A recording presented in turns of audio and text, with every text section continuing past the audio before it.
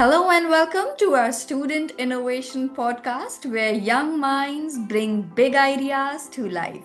I'm your host Shivani, and today we are joined by an amazing student who's here to share a creative and inspiring project. Get ready to hear how curiosity, code, and a spark of imagination came together to create something truly special. Let's dive right in. Hello, Shresht.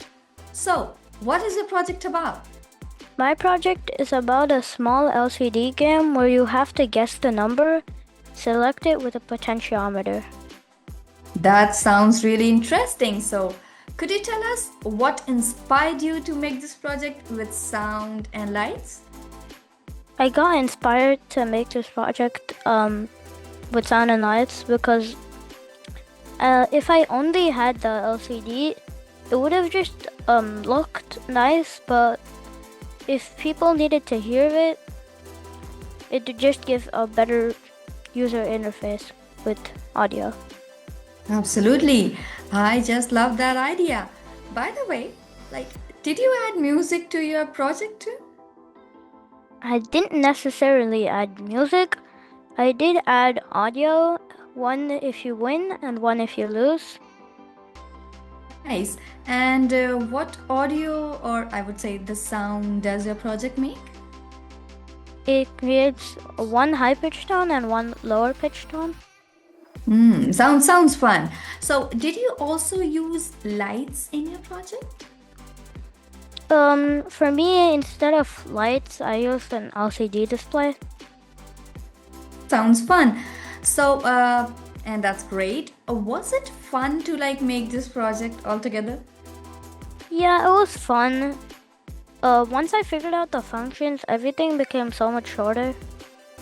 Yeah, I'm glad to hear that. So, what part did you find the easiest? I found the writing to the LCD the easiest. Interesting. So, was it tricky to figure out how to make both music and light work together? Yes, because I needed to figure out as soon as the user picks the correct output, we have to also play the music at the exact same time. I see. And what was the most fun part for you? Probably the most fun part was switching everything to functions, which made the code much shorter, and also probably the level design. That's awesome. So, did you make this all by yourself? I used a little bit help with my mom because she knows C, and she taught me the functions. Wow. If someone else wants to try a project like this one, what advice would you give them? I think before starting on level design, you can create the function, and then the level design would be much easier. Advice. What was your favorite part of making this project?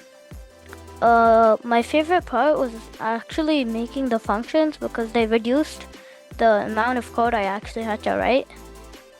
Lovely. So, do you want to add more features to this in the future? Like more Yeah, sounds or actions? I would add a dual potentiometer system, so you had to use two potentiometers to show the numbers, and also one button so you confirm. Mm-hmm. So that would be so cool after that. So thank you so much for sharing about your project, and it was really fun hearing about it. So everyone, that brings us to the end, and a big thank you to our young innovator for sharing such a fantastic project and walking us through their creative journey. We hope you enjoyed listening and feel just as inspired as we are. Don't forget to tune in next time for more stories of passion, problem solving, and possibilities. Until then, keep learning and keep creating.